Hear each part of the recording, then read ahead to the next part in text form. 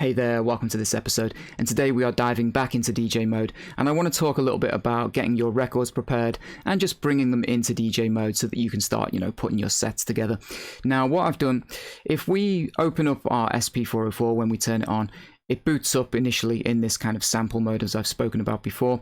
And if I was going to do a DJ set like this, what I'd do is I'd start a brand new project. And what I think of then is that all of these pads, all of these banks, it's essentially like my record crate. It's where all of my records, my tracks are going to go. And you can see I've loaded a couple in here. And they're just very simple loops for this, demonstration.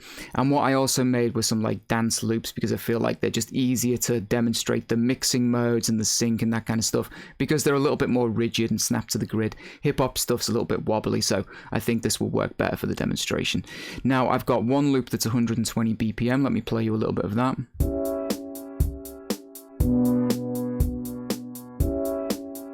Very simple stuff. And then the other one I've got here is 110 BPM.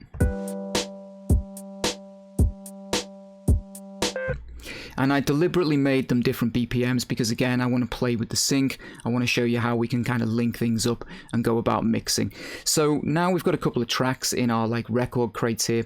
We can go into DJ mode. So where it says DJ mode again, we're going to press these two buttons above. We're back to our mixer view, which we spoke about in the first episode. And one little thing that you need to bear in mind when you start loading your tracks in, and I learnt this kind of the hard way as I was recording this, if I go into menu here and I want to do channel 1 select, which is how we select our first track for channel 1, I can do that, and it takes me back to our record crates here, essentially with our records loaded up.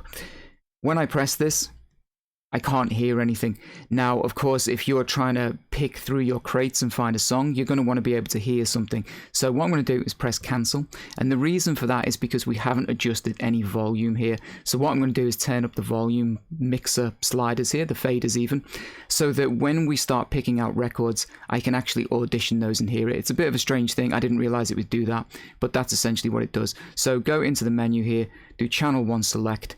Now we can audition the tracks and make a decision about which track we want to load in. I'm going to go with this one. It's going to give me some information about the BPM and things. It's telling me the pad, useful information. When we click enter, you will notice now our colored lights here have changed because we've loaded a track onto essentially our left turntable. Obviously we've got a right turntable over here, which is this channel 2.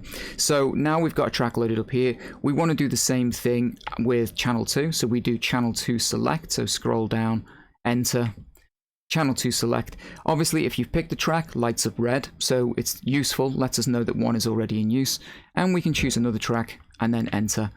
And we now have our 2 tracks loaded up. So we're essentially starting to get there in terms of we can begin to do kind of a mix. And as you'll notice, these little boxes now are filled with information. It's got our BPM here, some percentage, things like that. Useful stuff that as we start playing around with sync and all these various buttons, it's going to be useful to be able to watch these little meters and see what's happening. So that is loading your tracks in. Again, picture it like you have a turntable here and a turntable here. That's what we've done. We've loaded a track in on channel 1 and we've loaded a track in on channel 2. So in the next episode, we're going to dive into all these fancy buttons and what they do. I'll see you then.